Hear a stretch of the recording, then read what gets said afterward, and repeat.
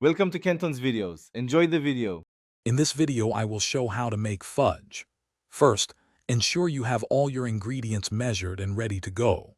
You'll need sugar, butter, milk, and chocolate. Using a sturdy, heavy-bottomed saucepan is crucial for preventing scorching.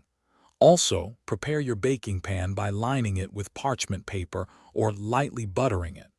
This preparation makes the entire process smoother and ensures your fudge comes out perfectly. Now let's get cooking. Combine your sugar, butter, and milk in the saucepan. Place it over medium heat and stir continuously until the butter melts and the sugar dissolves completely. Once it reaches a rolling boil, insert a candy thermometer. Continue stirring and cooking until the mixture reaches exactly 235 degrees Fahrenheit or 115 degrees Celsius.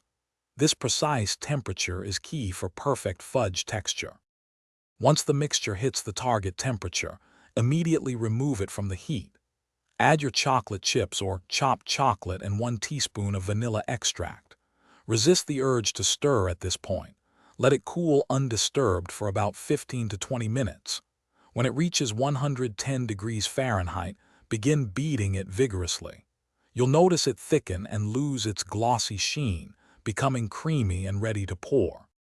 As soon as your fudge is thick and creamy, quickly pour it into your prepared 8x8-inch pan.